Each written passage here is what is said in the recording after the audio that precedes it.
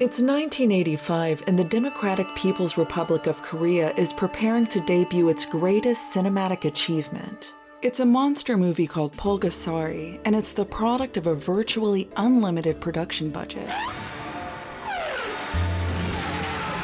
Like nearly all North Korean films before it, Pulgasari is presented as a tribute to the working people of a bygone era who found themselves at the mercy of an invading oppressor until their cries are answered by the sudden arrival of a mystical savior. Little is known about the country that produced it, the so-called Hermit Kingdom. Culturally isolated with a strict adherence to nationalism, outsiders can only speculate about what goes on inside. But in many ways, Pulgasari is meant to change that. It's North Korea's attempt at an international blockbuster, and an effort to establish itself as a country with valuable artistic contribution.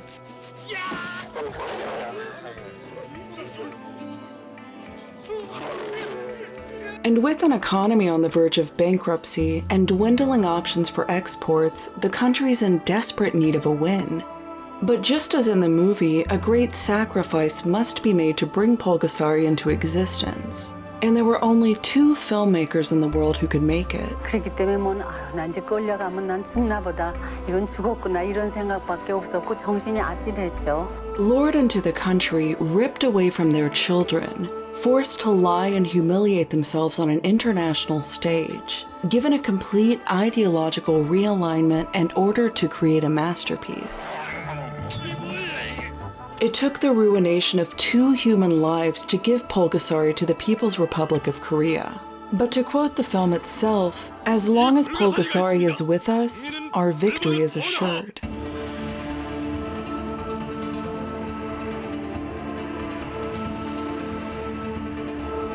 말이 어안이 봉봉해서 정말 말이 안 나와요.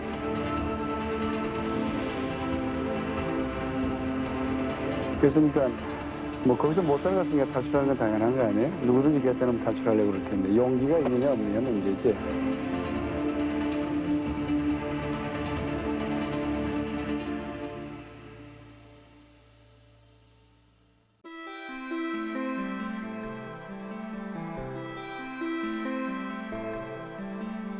Pulgasari consumes everything the small farming village needs to survive, from their tools to their blood, in order to grow strong enough to protect them. And for a country on the brink of famine with a staunch military-first economic policy, the metaphor wasn't lost on its audience. But Pulgasari's director was an outsider, what some would even call the enemy. He was a prolific South Korean filmmaker named Shin Sang-ok, once the pride of his country, but now a source of national shame. The movie would be seen as a betrayal to the country where he'd begun his career. But for Shin, Pulgasari was little more than a diversion, meant to facilitate an escape. Only 2 years before Pulgasari began filming, Shin was in a North Korean prison, serving a sentence of ambiguous length. The only crime he'd committed was attempting to return home. 안전부 감옥이죠. 그러니까 경찰 감옥이죠. 그때 내가 이북 사정을 잘 몰라서 그러는데 경찰 감옥에 보냈다는 것은 그때까지 희망이 있는 거예요. Shin had been in North Korea since 1978, but he hadn't come willingly. He'd been abducted while in Hong Kong, where he'd been searching for his ex-wife, the South Korean actress Choi Eun-hee. Choi had gone missing earlier that year. News reports in the West suggested that she traveled to Hong Kong for a film, but then she'd vanished, with her luggage untouched in her hotel room. Choi had one of the most recognizable faces in South Korea. She was the beautiful Chun Yang, locked away for rejecting the advances of the village governor. She was the grieving widow of a fallen Air Force pilot. She was the legendary Madam Whitesnake, who defied the gods by disguising her true form in order to live on Earth as a mortal.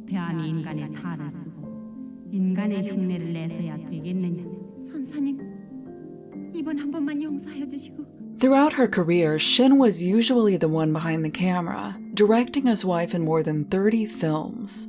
They were melodramatic even by 1950 standards, Most films feature at least one instance of Choi literally collapsing under the weight of her own emotions, often accompanied by someone trying to shake some sense into her.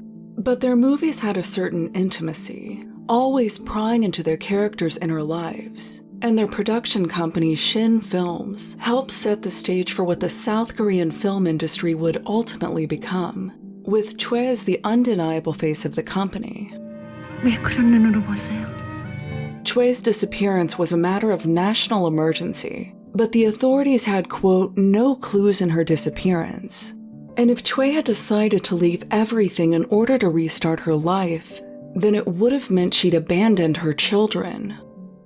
Shin and Choi were both in their 50s, and they hadn't made a film together in 6 years. Shin had even started another family following their divorce. But in 1978, Shin found himself in Hong Kong retracing the steps of his ex-wife. And it was there he was lured to the beaches of Repulse Bay, on the promise of obtaining a counterfeit visa in order to remain in the country. As soon as the car door shut, Shin later recalled, someone put a sack over my head. Then they sprayed something inside the sack and I started to lose consciousness. He didn't know it at the time, but Choi had been abducted in nearly identical fashion. And in the span of 6 months, 2 of the most famous figures of South Korean cinema had been kidnapped and taken aboard a boat headed toward North Korea's capital, the city of Pyongyang.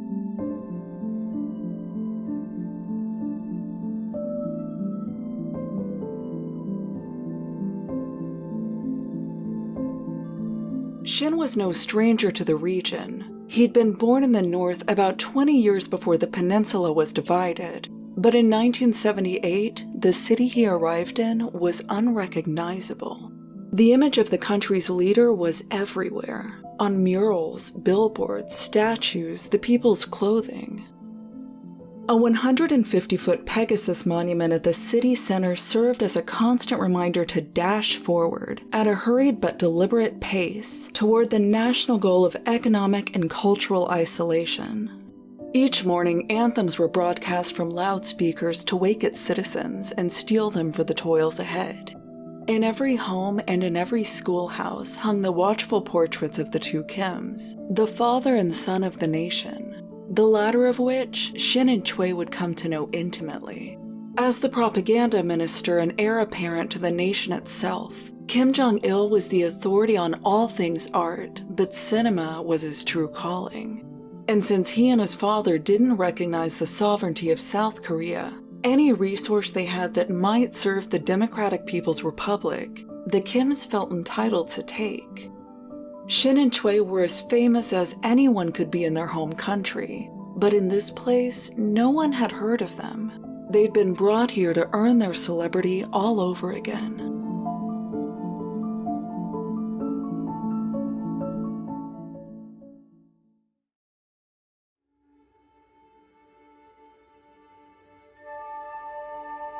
이렇게 탈출을 시도하다가 붙잡히고 그래서 또 감옥에 들어가고 그 한 2번, 서너 번 되풀이하면서 결국은 5년 동안 감옥에만 들락날락하고 이제 정신적으로 육체적으로 더 고통을 당했지만 저는 정신적으로도 고통을 당했죠. 대우는. Choi had already been in the country for 6 months by the time Shin arrived, although they wouldn't see each other for years.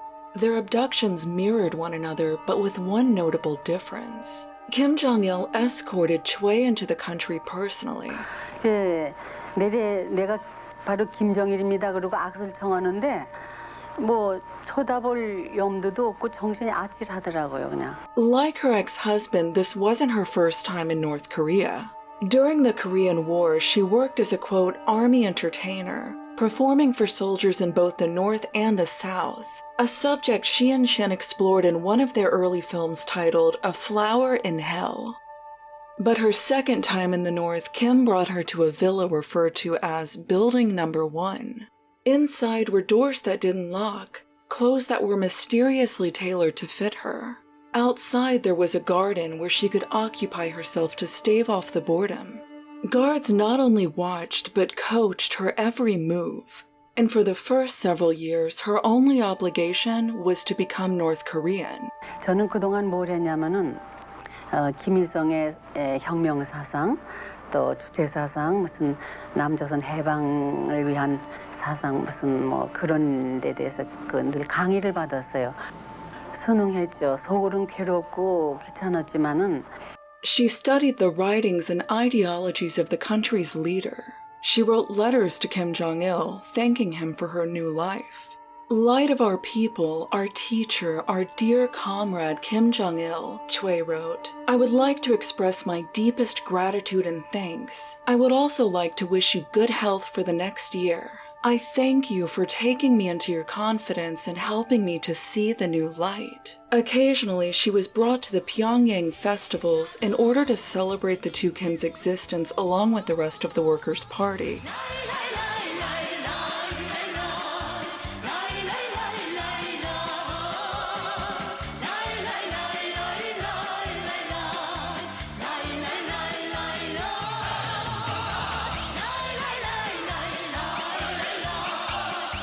For years, no one would tell her why she'd been taken, but Kim assured her that all would make sense, quote, once Director Shin arrived.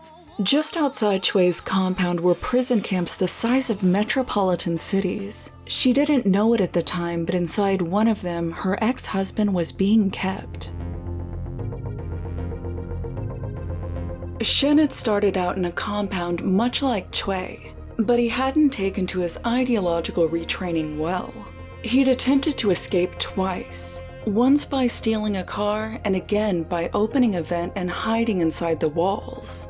His second attempt would cost him what little freedom he had. 처음에 탈출할 때 그건 사살 가능성이 있다고 생각한 것은 난 처음에 잡혔을 때 나는 며칠 후에 총살되는 줄 알았어요. 왜 그런 거 아니? 살려둬야 소용없으니까. 또 내가 거기 있어봐야 소용없는 것이 최소한 난 그때 죽었다고 생각했으니까. Shin could safely assume that his celebrity had something to do with his abduction, but beyond that, he could only guess. 근데 월북했으면은 나도 데려왔겠다. 최여사와 같이 붙여가지고 방송시킨 게 당연한데 6개월 동안 그냥 내버려두고 밥만 먹이니까 최여사는 죽었다. 그럼 난 여기 있을 필요가 없다. 잡혔으니까 이 사람들이 나를 다시 써준다고 그래도 어느 때 가서는 숙청할 것이다 이렇게 생각할 수밖에. When he could find his strength, Shin hunger-struck. Out of desperation, he wrote letters to Kim Jong-il, pledging his skills to the North Korean film industry as a condition of his release. To distract himself, he directed movies in his mind. And in March of 1983, Kim brought Choi to a party. After more than 5 years in North Korea, she would finally find out why she was here. 저기 좀 보라 그래요. 그래서 뭘 보라나 하고 이렇게 보니까 문 있는데 누가 사람이 이렇게 멀리서 들어오는 게 있는데 저 사람 누군지 아느냐 그러니까 모르니까 시선이 멀어서 신 감독이 거기 와 있으려니 꿈에도 생각을 못 했으니까 글쎄 누구예요 그랬더니 아 그래도 모르겠느냐 그래요. 날 그쪽으로 데려가요.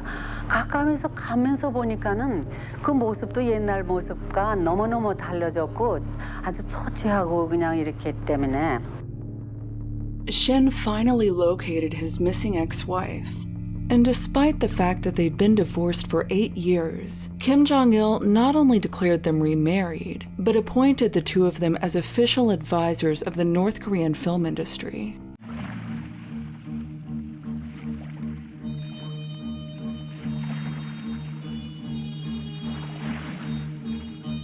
The North Korean film industry needed some help.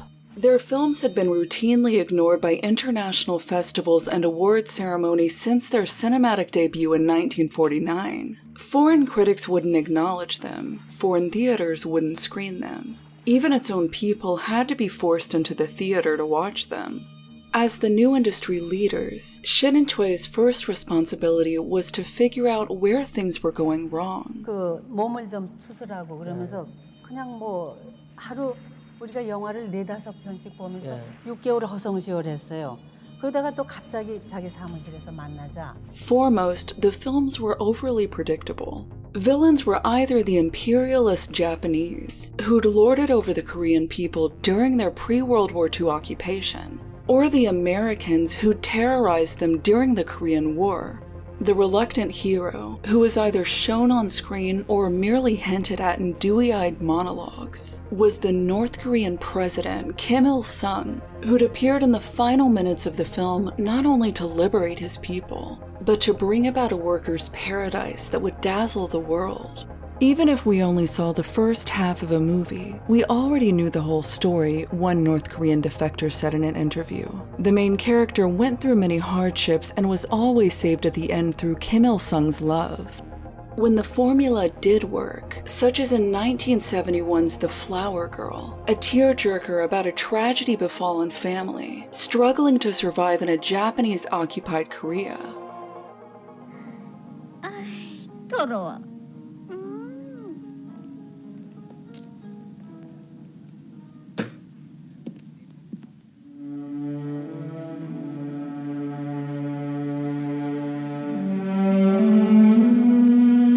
Only to be saved in the end by Kim Il-sung's band of revolutionaries. It became such a point of cultural importance that it made it on their currency. But on the global stage, Flower Girl was outshined at every turn by films like The Godfather, Solaris, and The Way of the Dragon the very same year. Shin and Choi meant it when they said they would help. Spending their days making films was an unequivocal improvement from the alternative. But Shin was already planning his next escape, and this time, Choi was coming with him. As the months passed, they became closer to the Kims, meeting regularly with Jong-il specifically to strategize the country's new approach to filmmaking. And in August of 1983, Choi had an idea. 이제부터 뭐 일 얘기도 좀 하자. 이렇게 돼서 이제 가는데 그 전에 우리는 그 특대를 했기 때문에 그 외화 이제 상점이라고 있어요. 거기 드나들 수 있는 이게 있어요. 그저 티켓하고 이거. 그래서 거기 갔다가 요만한 그저 꼭 담배값만한 소형 녹음기를 이제 샀어요. Choi put the tape recorder in her handbag and made sure it was turned on for the meeting. 넣어가지고 이제 그 삼각형 이렇게 앉았어요. 앉아서 위치는 아마 이 위치는 아니에요. 내가 이쪽 위치고 양반이 이쪽 위치였어요. 그리고 이렇게 앉고. 그랬는데 뒤테이블 밑에다 이렇게 가방을 내려놨죠. 그래가지고 뭐 손수건 꺼내는 처럼 하고 이렇게 열어놓고서 이제 있었는데 그게 녹음이 다행히 좀 잘 됐어요. 그래서 녹음하는 과정 이제 그렇게 했어요. 그게 아마 궁금하신 것 같아요. The recording they made of Kim Jong-il is the only time he's ever been captured in candid conversation. And he's surprisingly confessional. 신 감독이 남수에서 내가 가지고 고민하고 있어. 신 감독이다. 이 묵사람이다. 그게 무리인데 남자 되지 말고 신 감독을 유효하자면 뭐가 필요한가. 그래서 진짜 된단 말이다. He acknowledged their inhumane treatment, although he blamed it on his subordinates. 손에서는 별을 딱 갖다 놓고, 그 죄수, 저 치고하는 심을 한다. 죄 치고하는 대단하니까 서로 오해도 생기고, 대부분의 동물들이 기본 작전을 한 동물들이 중앙들이 바로 많이 총알을 냈습니다. 많이 총알을 내고. But the only subject Kim could stay on for long was the film industry. The DPRK was desperate for a strong industry of some kind to emerge. Many of their factories and farmlands had been decimated by the Korean War, and what little natural resources that hadn't been bled dry by the Japanese weren't enough to sustain the economy. The Kim's idea of a utopia was an autarky, a completely closed, self-sufficient society that was envied and admired by the rest of the world. They referred to this goal as Juche, but they were nowhere close to achieving it. In order to even feed themselves, they'd accumulated billions in foreign debt from the Soviet Union, which they had neither the intention nor ability to repay. A thriving film industry would be a welcome start, but according to Kim, his actors and directors were simply too incompetent. 하는 장면마다 자꾸 저렇게 저가만 오는 것만 이렇게 말이야. 우리 영화 하는 영화 이거 어쩌냐? 내가 직도 하는데 왜 이렇게 말이야? Kim's father blamed the Korean people overall. The DPRK simply had, quote, a shortage of intellectuals. but the Kims wouldn't acknowledge how their own isolation might stifle creativity. Kim Jong-il wanted North Korean films to be as exciting and popular as Western films, but he wouldn't even let his filmmakers watch Western films. Instead, Kim would watch the films himself, absorbing them, reverse engineering them, and then he would instruct his filmmakers how to mimic them via a guidebook he called On the Art of the Cinema. Despite being canonized as a work of unprecedented genius, On the Art of the Cinema is full of unhelpful observations too obvious to even state. In creative work, one must aim high, Jong-il writes, and the actor is the face of the film. The only film references in the book are to past North Korean films, or the occasionally approved Soviet film. Western films are strictly forbidden. Quote, there is nothing for the working class to adopt from the old art and literature which cater to the taste and sentiments of the exploiting classes, Kim wrote. Even those who were responsible for writing Korean subtitles for Western movies for Kim's personal viewing were prevented from experiencing the full story. There were no visuals, one of the translators reported, and they would chop up the tapes into pieces, giving us a few minutes at a time. So we really were just translating a string of words rather than anything that made sense. Kim wanted brilliant and profitable cinema created in a complete cultural vacuum, and he couldn't understand why it wouldn't happen. But with Shin and Choi, things would be different. Kim now had proven filmmakers he could defer to. But in order to get the most of them, he knew he'd have to give them something he rarely gave anyone: trust.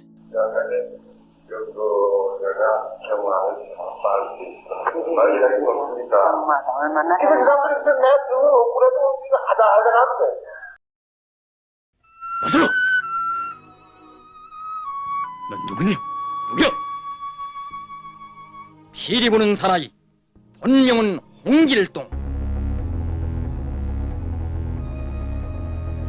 By 1984, it was time for Shin and Choi to start making movies. They began with a dubiously historic film titled The Emissary of No Return. It chronicles a lone Korean diplomat traveling to the 1907 Hague Convention to demand his country's freedom from Japanese annexation. When he fails, he commits harakiri right in front of the world's leaders. 남을 믿었던 우리가 어리석었고 이제 누가 우리 국권을 찾아주겠는가?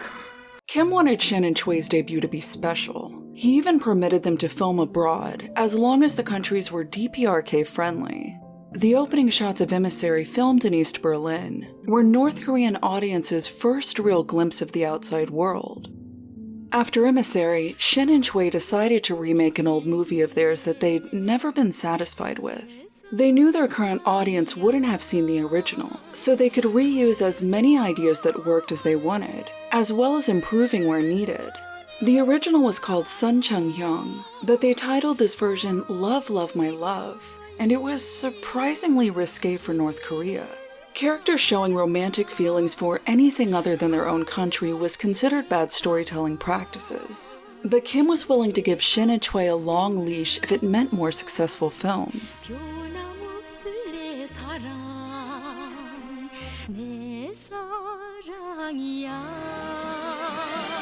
But what the North Korean people really needed was escapism. So Shin and Choi told them the story of Hong Kil-dong, an outcast who's raised to greatness by an old monk who still got it, and uses his flute to not only bring comfort, but punishment, to none other than the invading Japanese.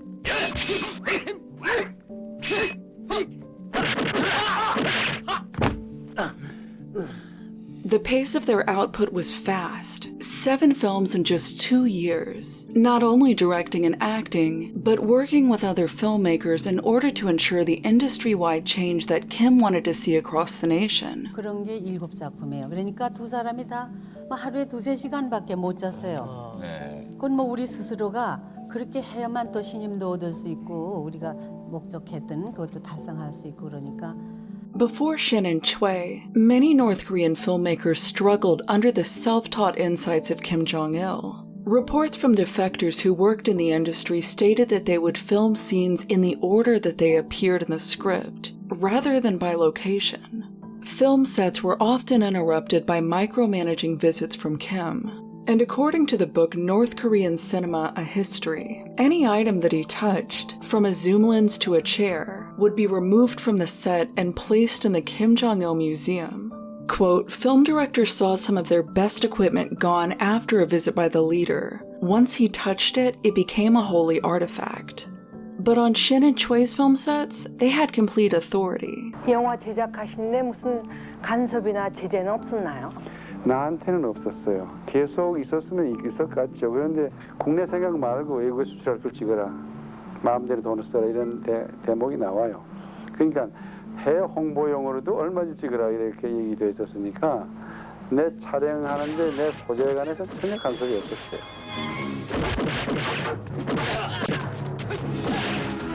They introduced opening on-screen credits, something Kim had surely seen while watching foreign films, but hadn't made the connection that it might incentivize better work from his filmmakers. Choi spent as much time behind the camera as in front of it, and she had the rare opportunity to mentor actors who considered her every word the ultimate authority on the craft. She'd not acted in a film for years, but she'd been acting daily around Kim, her character being a dutiful North Korean, wholly focused on the mission at hand. And in 1985, Choi brought North Korea its first international award, a Best Actress prize from the Moscow Film Festival for their movie Salt. From Kim's perspective, the plan was working wonderfully, and Choi allowed herself to bask in the success as well. 열심히 한 작품은 뭔가 결실이 좋은 결실을 맺는다 그런 거 아주 신념으로 갖고 있는데 그것도 그런 하나의 작품이라고 생각하는데 그 한국에서도 수많은 수상을 해본 기억도 있지만은 기립박수 받은 건 그때가 처음이었어요. 그때 정말 그 감격한 희열은 정말 말할 수 없었어요. They introduced the concept of subtlety. In the past, Kim had been so afraid that his audience would miss a film's message that screenings were often followed by an ideological review session, despite the fact that the rhetoric was impossible to miss. 우리가 이 원한과 고통에서 벗어나기 위해서는 원수 외놈들을 때려부시고 우리나라를 도로 찾아야 하고 지주 자본가 놈들이 없는 새 세상을 만들어야 합니다. Shin and Choi had a much better sense of how to embed. 20 years earlier, they made a film in South Korea called Rice, about a man who rallies a small starving village to dig a tunnel through a mountain in order to irrigate their farmland. It's a film that's been cited as an advertisement for President Park's policies of agricultural modernization, but at no point does it feel like propaganda. While in South Korea, Shin, Choi, and President Park had shared a fairly symbiotic relationship. After Shin Films had released Evergreen in 1961, President Park approached them to express his admiration. 혁명을 하고 나서 그 영화 보고 울었다고 그래요. 그래서 나하고 가까워진 이 첫 계기가 그거예요. 쓸만한 사람이구나 이렇게 생각을 했어요.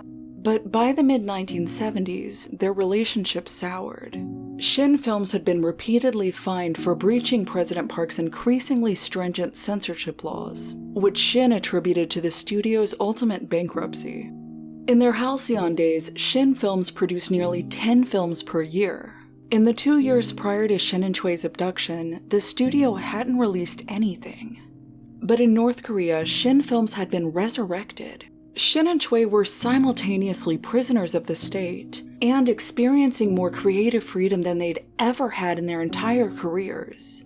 When they needed to blow up a train for their film Runaway, Jong-il shipped them a rail car loaded with dynamite. When they needed hundreds of extras to film a battle scene, Kim gave them the Korean People's Army. North Korean audiences had never seen anything like it. 참 우리 집 사정을 그 사람들이 더 잘 알아요. 회의실에서 회의한 것이 금방 며칠이면 한간에 나가서 소문이 되니까 뭔 랜딩되더라 이러고 뭐 하나 나오면 잔치집처럼 전국이 다 뒤집혀서 좋아했고 참 영화 사랑하는 인민들이에요. 그래서 그런 팬을 가졌다는 게 나한테는 참 흐뭇한 일이에요. Kim Jong-il had actually given his people something of value. They had no idea their new filmmakers had been taken away from their children to be here. They only knew that they were here to amaze. 화살! 빨리 쏘라고! Shin and Choi hadn't resumed their marriage willingly, but their relationship found its old rhythms. In South Korea, they'd become celebrities together, owing their success to each other. and in the North, they were reliving it all over again. As their movies came out, people in South Korea assumed that it was because of their falling out with President Park. Shin Films had simply relocated for better opportunities. 또 간판도 내려야겠고 이런 정황이 그 최은희 씨를 먼저 북한에 보내고 그 다음에 신 감독님이 월북을 자진해서 한 게 아니냐 하는 그런 소문이 있었거든요. 사실인지요? 말씀해 주시죠. 그런 엉뚱한 소문이 있었어요? 아니 진짜 다들 그렇게 알고 있었어요. 많은 분들이. These suspicions were confirmed when Kim insisted Shin give a press conference, stating that they'd come to North Korea voluntarily. Kim coached him on what to say. 진정한 잘 살아서 우리 창단의 자유를 보장받기 위해서 내가 여기 왔다는 거고 그 작품 내용 가지고는 이제 우리도 시작해서 꼭 선진국에 따라간다. 따라가는 게 아니라 앞선다. 이런 이제 우리 고르고 한다. 이제 이렇게 해놓으면 뭐 자연스러울 것 같습니다. 뭐 강제로 왔다 어떻게 하는 것보다. And in 1984, in a hotel conference room full of international media, Shin sold the lie. My wife and I were absolutely not kidnapped, Shin told the reporters. Kim Jong-il offered to sponsor us without political oppression, to make movies for the purpose of national reunification. When asked why the two of them had been silent for so long, Shin said it was due to, quote, intimidation from the South. Their fans in South Korea hadn't heard from the two of them in 5 years, and now they seemed to be enjoying renewed success under the regime that held the constant threat of invasion over them. Shin and Choi were helpless to correct the record, but that wouldn't be the case forever. It was almost time to go home.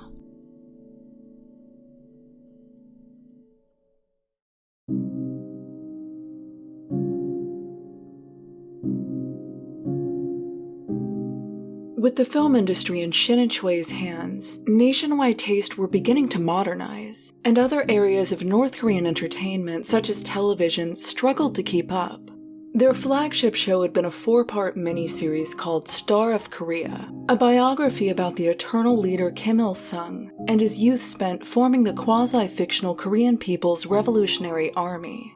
The production didn't lack any effort. Its lead actor is even rumored to have been given plastic surgery in order to perfect the resemblance. But Kim didn't think too highly of it. 이건 예수가 아니다. 역사다. 그걸 설치 말하면 그걸 어리기 어머니와 같이 그 어머니 사망하는 장면이 있지 않습니까? 저같이 부모자 있는 거는 그건 예수 쪽으로 더 자치가 있어요. 그럼 아까 뭐 집에 맞지요. 굉장히 많다만 어머니가 그 장면 지으려면 한 보러 물어봐야 한다. 그래서 사람 제가 North Korean audiences had had enough of this story as well. To quote one defector, after the Shin Sang-ok era, we had new eyes. We could judge which movies were interesting and which were not. But North Korean television did have one standout series, the international spy tingler, Nameless Heroes. Nameless Heroes had a rare selling point in North Korean entertainment. For the first time in DPRK history, viewers got to see American actors. Western characters in the past had been played by either Soviets or, more commonly, Koreans in wigs and face paint. But here were 4 real Americans acting out their own stereotypes on film. Like Shin and Choi, they weren't performing voluntarily. They'd been American soldiers who'd surrendered to North Korean forces in the 1960s, while they'd been patrolling the demilitarized zone that formed following the Korean War. But instead of being sent back to the United States as part of a prisoner exchange, as they'd expected, they were kept in the country indefinitely and eventually given starring roles on TV, playing evil Americans. Their names were Larry Abshire, Jerry Parrish, Charles Jenkins, and James Dresnock. But on screen, they were CIA agent Captain Carl, Lieutenant Lewis of the British Army, Dr. Kelton, a warmonger whose only interest is generating profit for American arms manufacturers, and the most piggish American of them all, Arthur Cockstud, a ruthless lieutenant colonel and black market mogul. Their characters would occasionally refer to America as the Federal States, as if that were a nickname the showrunners thought the country might have for itself.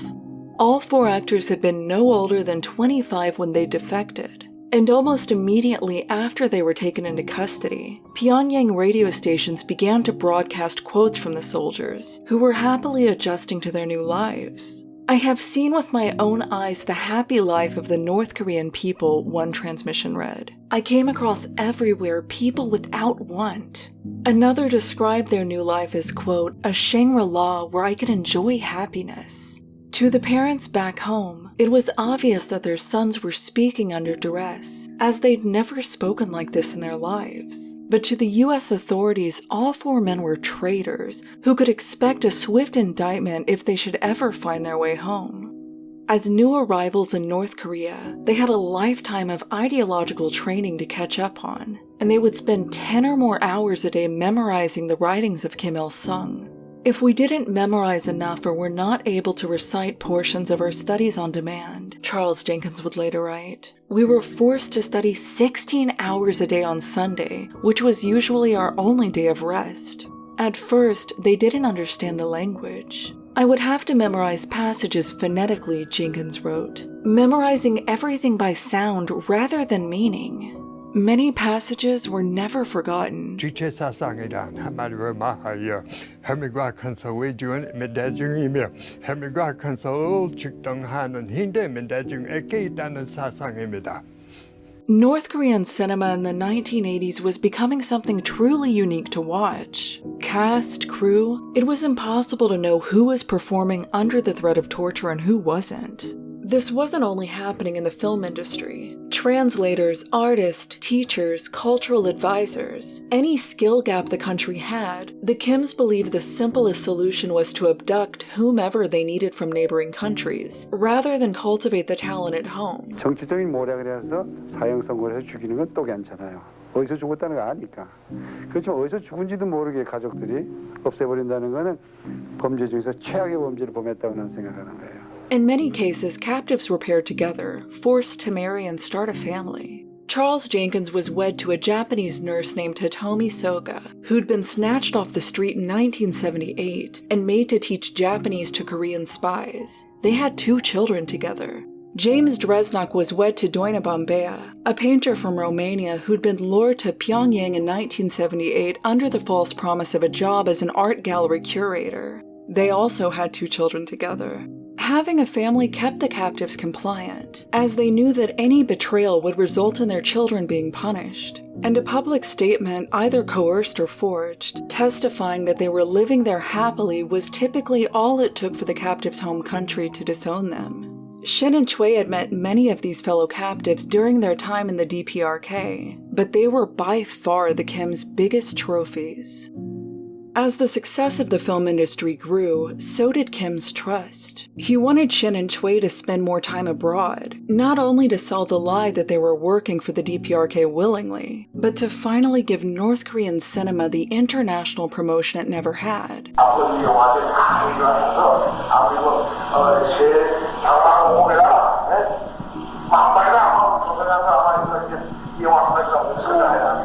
As Shin and Choi became the face of the DPRK's international film campaign, their window of escape began to open. But it wouldn't be easy. They were always watched. And before they would find the opportunity, they would need to make one final film.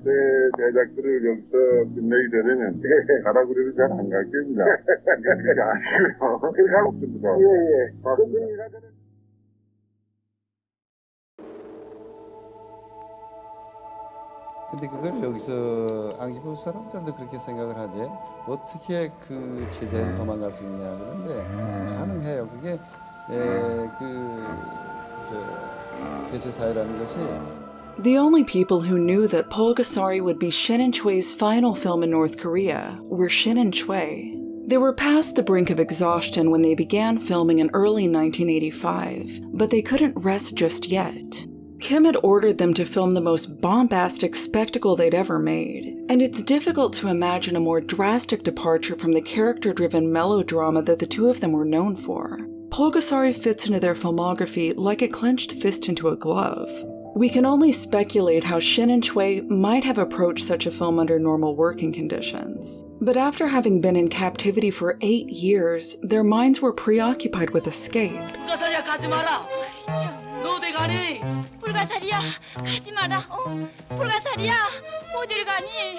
Film plots in the DPRK were typically credited to President Kim Il-sung, who's said to have written much of the North Korean canon during his time as a revolutionary fighter in the Korean mountains. Even Shin Film's productions like Emissary of No Return are said to have been adapted from the work of the Eternal Leader. But the story of Pulgasari needed to be different. It needed to resonate across the globe. Kim had wanted to do a kaiju film for decades, and he made no secret of his inspiration. Japan's Godzilla had the type of global success he was looking to emulate, and with any merchandising opportunities that might result, the profits would belong to the state itself rather than some private film company. Godzilla's success was largely due to how well it captured the nation's collective sense of existential fear following World War II's nuclear bombings. In order to replicate its success, the symbolism would have to be tailored to North Korea. So in Pulgasari, we follow a medieval farming village with a choice to make. The village has valuable iron in the form of farming tools. A nearby military faction intends to requisition this iron to reforge into weaponry, despite the fact that it would leave the farmers without a source of livelihood.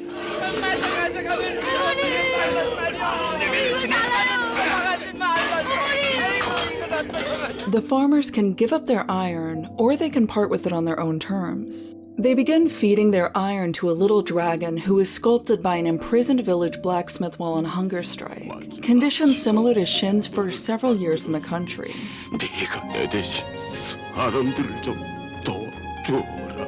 The dragon is brought to life by a drop of blood, and immediately begins eating anything metallic, from sewing needles to door locks. 아니, 또 새를 먹는구나. 저게 코구나. 새를 먹는 거 만큼 잘하는가 보지? 그러니까 아버지가 말씀하시던 그 불가사리가 아니야. 불가사리? 불가사리야? The more it eats, the bigger it gets, and as it grows, so does its disdain for imperialism. The various green screen effects give a bewildering sense of scale to the full-grown monster, always on the foggy outskirts of the battlefield, with the fabric of its costume bunching as it marches forward. Nothing works against it, even futuristic technology.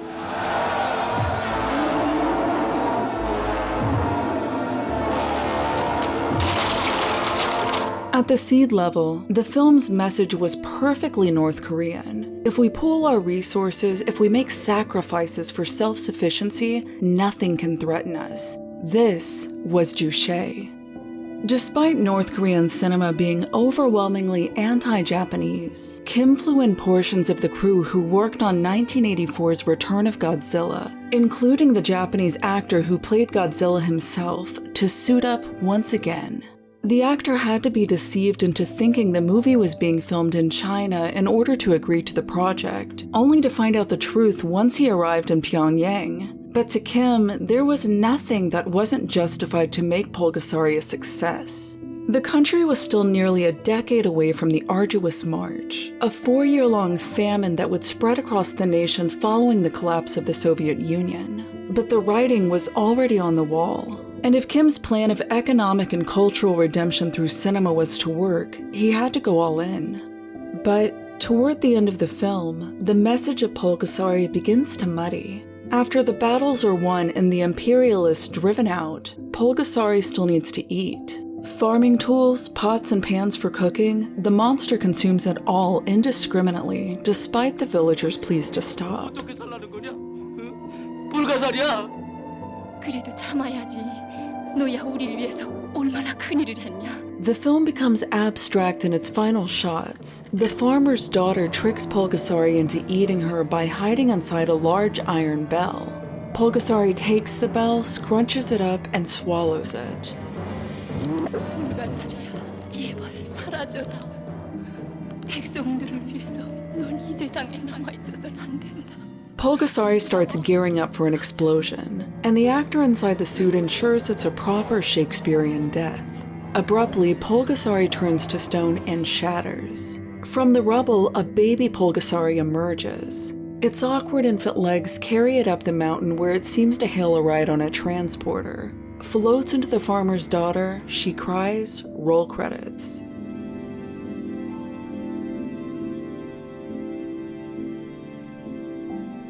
Domestically, the movie performed well. It was too crowded in the theater, one defector said. I tried and went there, but I didn't succeed. It was so crowded, so popular.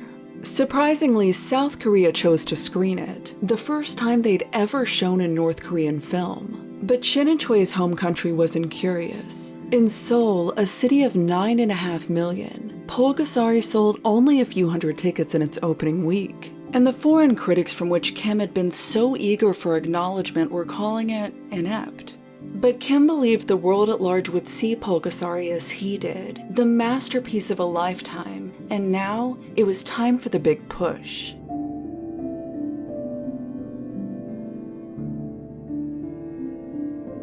Kim's prized filmmakers were entering politically neutral Austria, a place with an American embassy, in order to set up the European branch of Shin Films, something they'd convinced him was of the utmost importance to their goal of international reach. It was a gamble. Shin, after all, had already attempted escape twice, but the two of them were thriving in the DPRK, and Kim knew that they'd never experienced under President Park the type of filmmaking carte blanche he gave them. Park had destroyed their careers. Kim gave them back. Shin and Choi's security detail normally kept a close eye on their every move, but it was Shin's idea that they back off a bit in order to help sell the narrative that they had free will. And as they checked into the Intercontinental Hotel in Vienna, the breathing room from the guards gave Shin the opportunity to hand a note to the concierge. "We are Shin Sang-ok and Choi Eun-hee, husband and wife," the note said. "We want to take refuge in the US Embassy." Once everyone had settled into their rooms, it was time for the two filmmakers to make their move. 긴 복도를 고개를 통과해서 했는데 다행히 이제 그 융단이 깔려 있으니까 발소리가 안 나지 않아요. 최악의 경우에 뭐 어디 가느냐고 그러면 약속대로 저 뭐야 기자들 진짜 만나서 식사하러 간 시간이 됐다고 이럴 수는 있지만은. Once outside, they slid into a taxi that had been called for them with the immediate goal of creating distance from the hotel. 저 그 운전수가 어디로 가냐고 그래요. 그러니까 덮어놓고 가라고 그래서 원래 생각도 안 나지 않아요 거기가? 가자 일단. 네. But even on the road, in a country unfriendly to the DPRK, they knew they weren't safe yet. Their North Korean guards, who feared the punishment that would result in their dereliction of duty, wouldn't let them get away easily. 하얀 택시가 하나 이렇게 출발하는 게 보이더라고요. 진짜 이상하다. 그럴 수도 있겠다. 그러고 처음에는 의심을 안 했어요. 얼만큼 오다 또 이렇게 보니까는 일정한 간격을 두고 따라오더라고요. 뭐 먼저 갈 수도 있고 뭐 더 늦게 올 수도 있고 일정한 간격을 두고 오는 게 아무래도 수상하더라고요. 그래서 여보 저기 저 우리 추적하나 봐요. 그랬거든. Shin knew all too well what would happen if they were caught. The prison camps had only grown crueler since he'd last been inside, and this time he would be bringing his wife along. 지금 들으니까 웃으면서 얘기할 수 있죠. 그때는 숨도 제대로 못 쉬었죠. They had no idea what would happen to them once they were free, or how they'd be received by their home country who viewed every film as a betrayal. But it had never been the plan to stay, and as the taxi pulled up the steps of the American embassy, the only thing left to do was run. 그 소리 한마디 하고 둘이 정신없이 뛴 거예요. 막 뛰는데 아마 여러분들도 보시면은 그 영화 화면에 막 날르는 것 같이 뛰는 게 이렇게 슬로우 모션 촬영. 그 경황 중에서도 지고 보시긴 있어가지고 말이죠. 그 생각이 나더라고요. 이 장면을 영화. But as soon as they got to the embassy doors, Choi felt something behind her. 이 어깨로 말해. 날 갖다 막 밀면서 그냥 막. 세상에 먼저 들어가시겠다고? 네. 아유. After Shin elbowed his way to safety, Choi entered directly after, and they found that the embassy had been waiting for them. 저 장미 한 송이를 딱 이렇게 가져더니 웰컴 투 웨스트 그러더라고요. 그래서 야, 그 소리를 듣고 그냥 정말 얼마나 엉엉 울었는지 몰라요.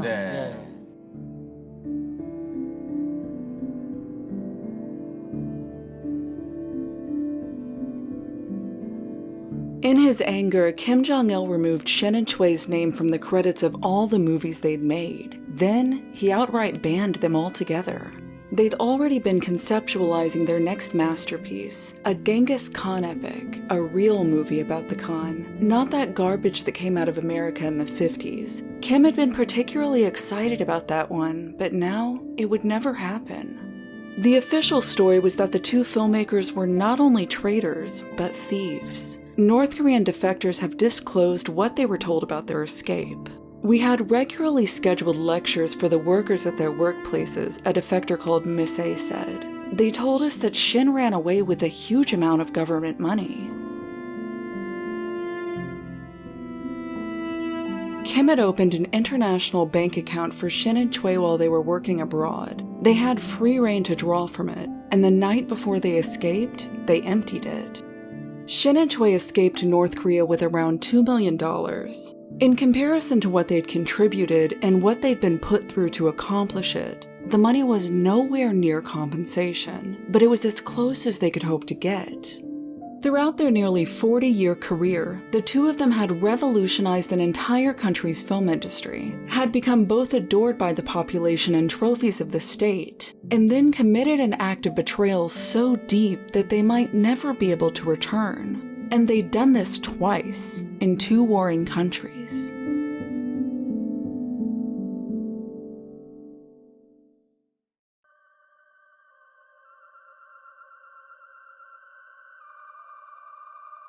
지금도 뭐 그런 보복에 대한 두려움이나 불안감 같은 건 없어요? 네, 지금도 때때로 꿈도 막 도망하는 꿈, 또 이북에서 그 위축된 그 환경에서 이렇게 눈치 살피면서 생활하는 그런 꿈을 아직도 종종 꿔요. By late 1986, Shin and Choi had settled into America. The CIA provided them with a safe house in Virginia, and after 8 years in the DPRK, they were finally reunited with their children. They thought often about going home, but South Korea had changed since they'd last been there. President Park had been assassinated in 1979, while Shin was in prison and Choi was undergoing her re-education in Building No. 1, and the new regime was cold and suspicious of their return. "We are not comfortable with the Korean authorities," Shin said in an interview. "Shortly after we had sought refuge in the American embassy, the Seoul government said it would leniently embrace us back to Korea. Leniency for what?" 때가 없더라고요. Finally free to tell their story, they were eager to get in front of a microphone. But their version of events was often met with skepticism. 정말 납치였어요, 그러면요? 네. 자진 월북이냐? 납치냐? 이게 아주 중요한 대목이네. But they'd been anticipating this treatment for years, and it's the reason why they risked their lives in order to record their conversations with Kim Jong-il. 김정일이가 왜 우리를 납치해갔냐 하는 걸 녹음한 게 있어요. 예. 그 녹음을 어떻게 했냐고 모두들 궁금해하지만 여하간에 녹음이 됐으니까 그 육성이 있으니까 그 육성에 의하면은 나를 잡아가야 되는데 우선 최 여사를 잡아가야 내가 올 것이다. 그래서 1차적으로 최 여사가 잡혀갔고 2차로 내가 잡혀간 거죠. 그거는 누가 뭐래도 지금 김정일이가 얘기한 녹음이 그대로 있으니까 뭐 여기 정보부에서 가지고 계시고 미국에도 있는데. In 2002, after being confronted by Japanese Prime Minister Koizumi, Kim Jong-il admitted to abducting Japanese citizens. His excuses were similar to what he told Shin and Choi. It was all due to miscommunication between he and his subordinates, but those responsible had been punished, etc. Kim attempted to continue the mission. He even granted his current filmmakers many of the same freedoms he'd given Shin and Choi, like filming internationally. But ideologically, storytelling reverted to its default, with protagonists delivering end-of-movie monologues crediting all their personal accomplishments to the president. BBC 기자입니다. 김은경 선수는 이번에 제일 강한 적수를 물리치고 우승했는데 지금 무슨 생각을 하고 있습니까? 이 순간 저는 온 세상에 대고 궁지 높이 외치고 싶은 말이 있습니다. 우리는 아버지 장군님께서 계시어 이렇게 온 세상이 부러워하는 사회주의 제도에서 온 세상이 부러워하는 청춘거리에서 온 세상이 부러워하는 청춘으로 우리의 재능을 빛낼 수 있다는 것을. 정녕 청춘이란 그 이름 때문에 행복한 것이 아니라 아버지 장군님의 품에 안겨있어 우리의 청춘은 행복하고 우리의 청춘은 영원한 것입니다.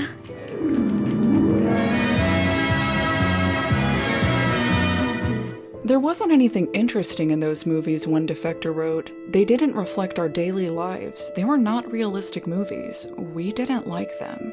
People instead took to pirating movies and TV shows from South Korea, giving the DPRK a VHS black market industry that rivaled the real movie industry.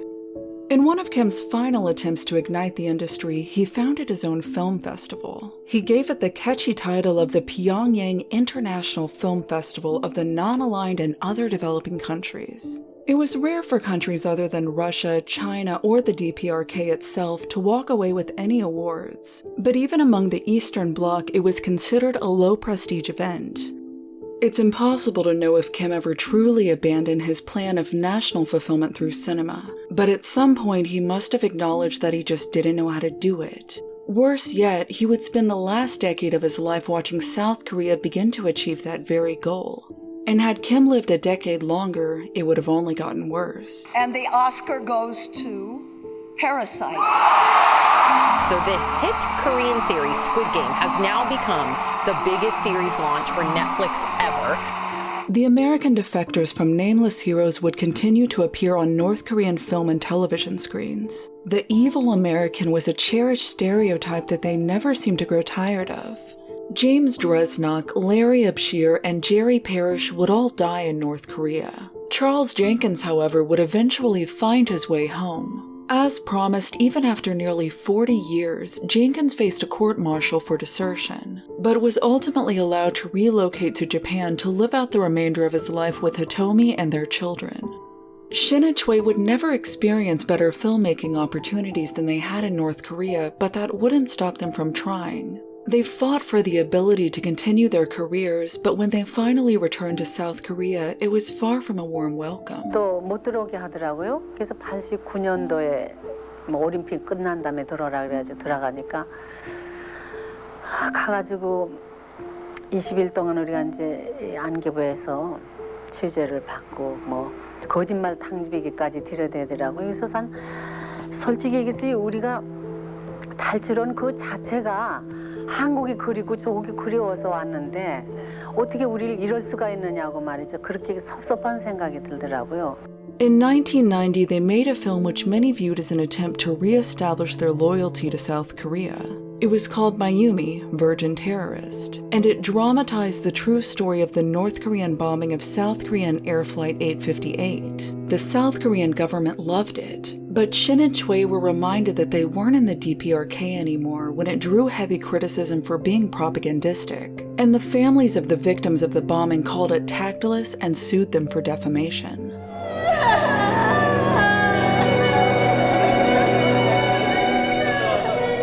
In an attempt to give Shin Films its final resurrection, Shin and Choi moved to Hollywood, California.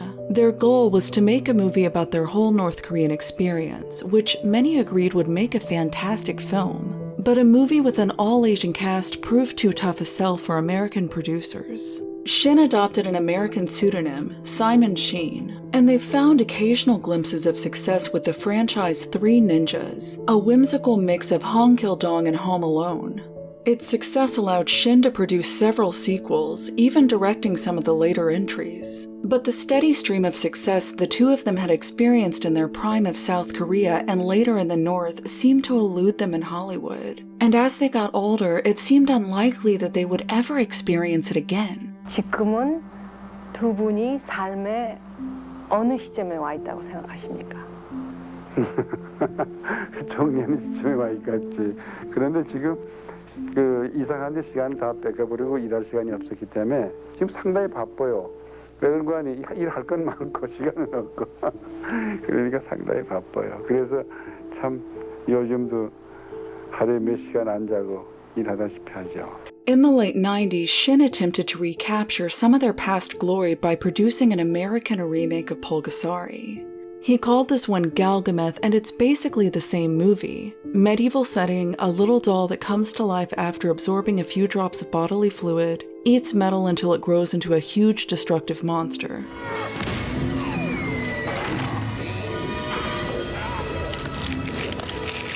But it made nowhere near the splash the original movie had made. And despite being produced a full decade later, much of the CGI looked even worse than it had in Pulgasari.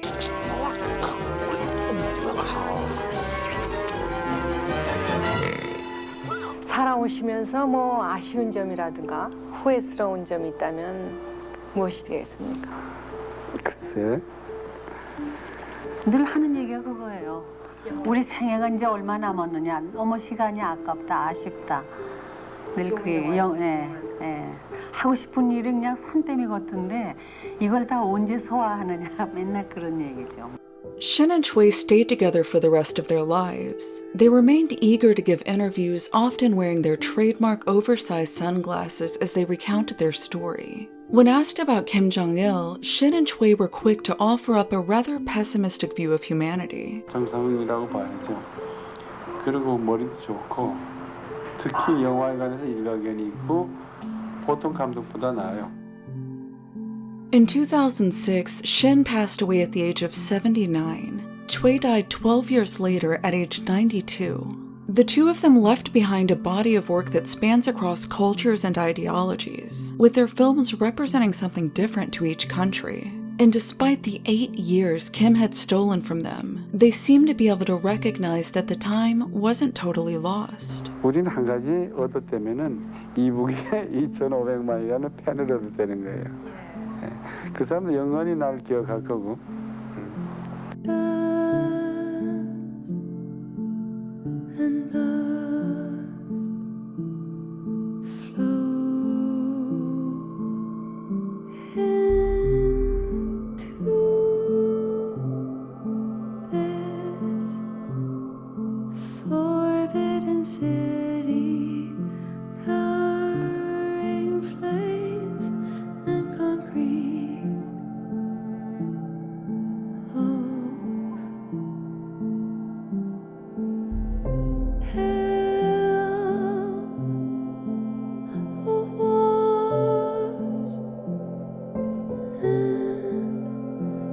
Struggle